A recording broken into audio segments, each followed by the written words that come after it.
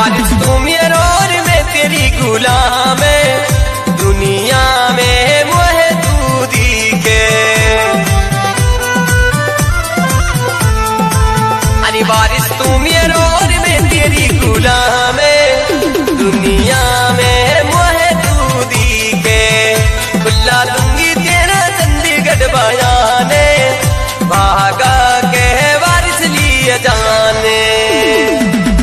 और हमारे वारिस छैला महाराजपुर वाले यानी महाराजपुरा जिनका मोबाइल नंबर 9166800618 और मैं आपका स्वयं सिंगर मेरा सीरियल नंबर 001255। अरे धरा रहेगा रास मेहंदी वाला फूले